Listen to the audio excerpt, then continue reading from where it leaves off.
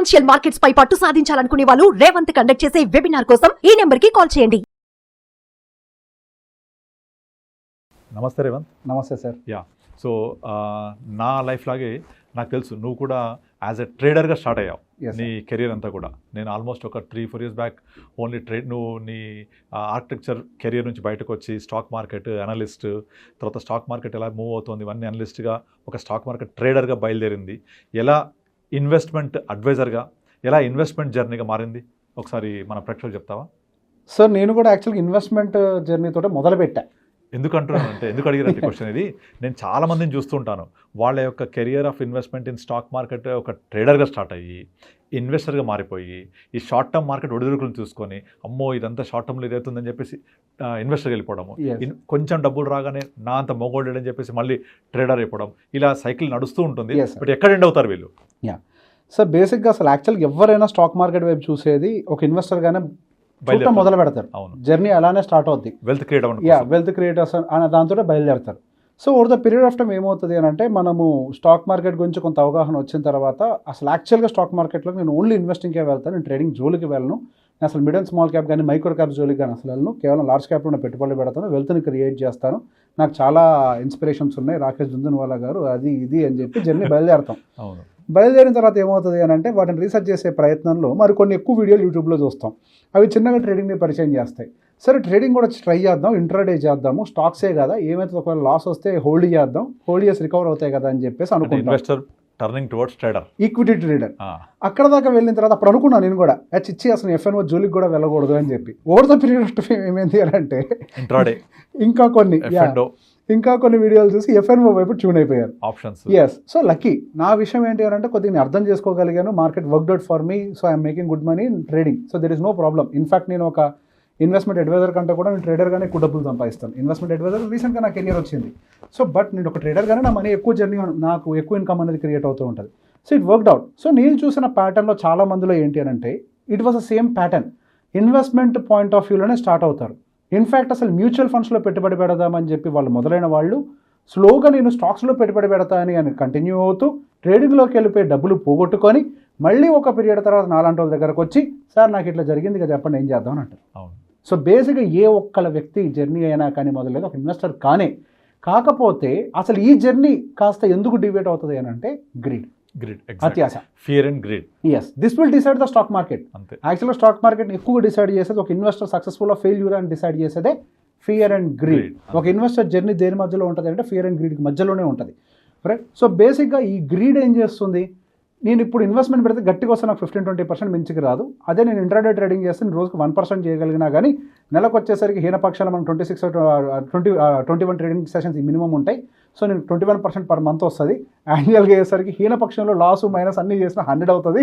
100 ఎక్కువైపోతుంది. ఇలా కూర్చుంటే ఓన్లీ 20% పర్ యానం, అలాగే 20% పర్ మంత్.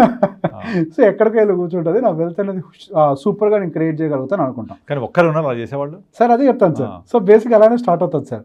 సో ఇనీషియల్గా ఏమవుతుందంటే, బిగినర్స్ లక్ అని ఒకటి ఉంటుంది. ఓకే, ఆ బిగినర్స్ లక్లో మనకి ఒక వారం రోజుల పాటు డబ్బులు బాగా వస్తాయి. ఇనిషియల్గా ఏం చేస్తామంటే, పెద్ద అమౌంట్ వద్దు, యూట్యూబ్లో బాగా చెప్పారు కదా, చిన్న అమౌంట్స్ స్టార్టింగ్లో ట్రై చేయండి. Paper trading first, paper trading అంటారు. సరే తర్వాత కొంత అమౌంట్ ట్రై చేయండి అంటారు, కొంత అమౌంట్ వస్తాం. 1 వీక్లో డబ్బులు వస్తాయి సార్. నిజంగా 10% కనిపిస్తుంది. 10% కనిపించిన తర్వాత ఏమవుతుంది అని అంటే, లక్షకే నాకు 10% వచ్చింది అంటే, 10 లక్షలు పెడితే గ్రిడ్ స్టార్ట్ అయిపోయింది. వెంటనే తెచ్చిపెట్టేస్తాం డబ్బులు. తెచ్చిపెడితే ఏమవుతుంది, అప్పు చేసి. సో బేసిక్ అక్కడికి వచ్చిన తర్వాత ఏం జరుగుతుంది, యాక్చువల్గా మార్కెట్ రియాలిటీని పరిచయం చేయడం మొదలు పెడతాం. ఫియర్ స్టార్ట్ అయింది. ఫియర్ స్టార్ట్ అవుతుంది. దాంతో చిన్నగా మన ఇన్వెస్ట్మెంట్స్ అన్ని ఎరోడ్ అవుతాయి.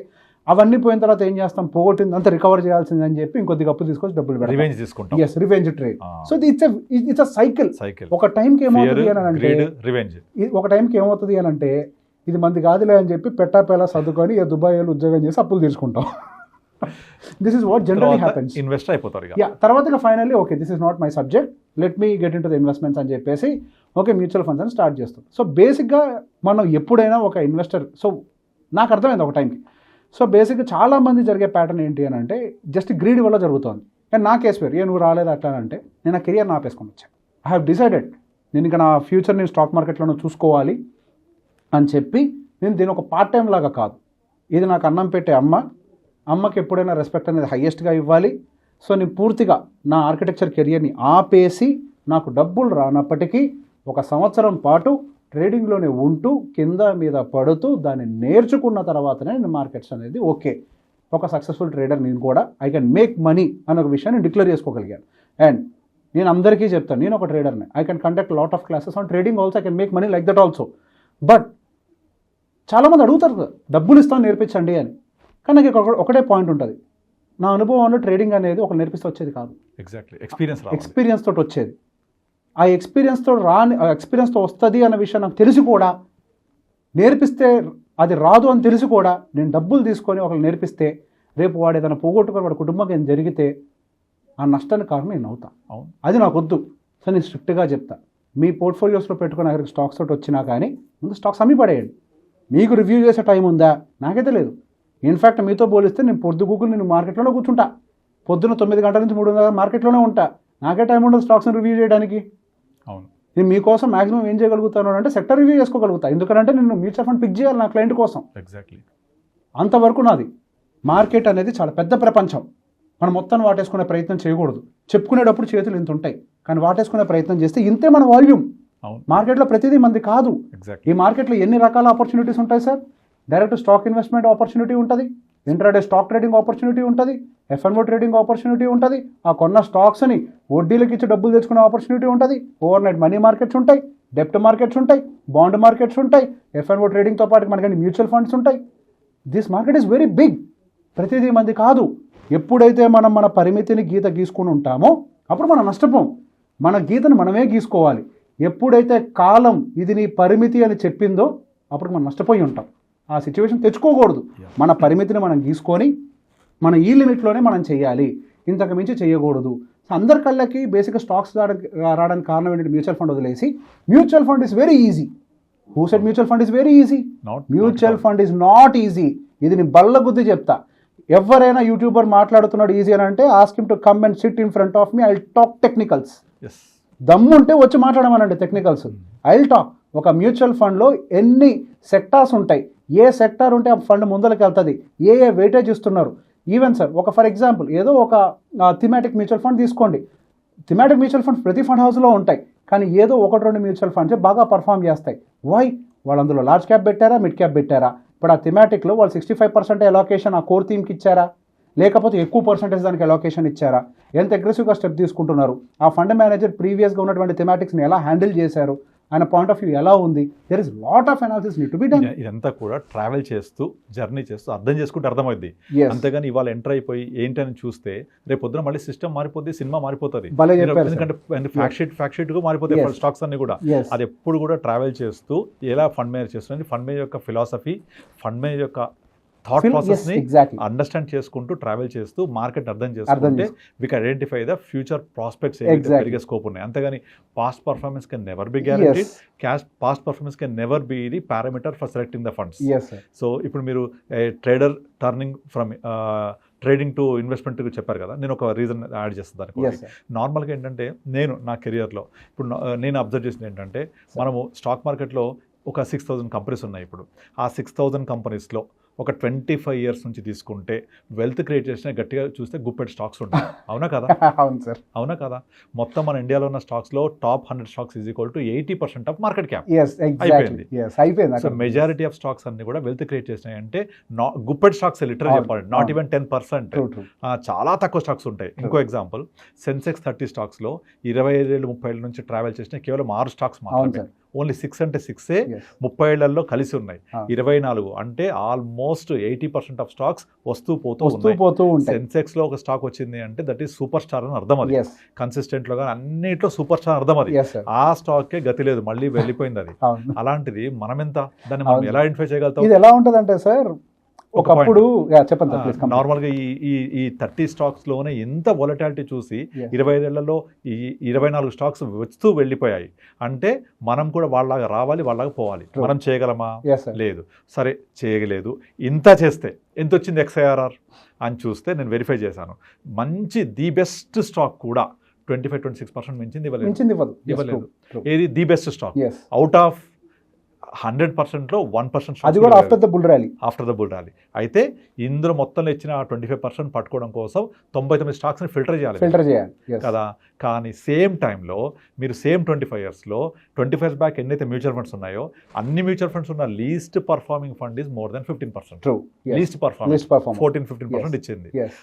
అలా కాకుండా కొంచెం బెటర్గా చేసుకుంటే చాలా ఫండ్స్ 18-20% ఇచ్చాయి. చాలా ఫండ్స్. Yes. బట్ గుప్పటి స్టాక్స్ కూడా ఆ 18-20% ఇవ్వలేదు. True.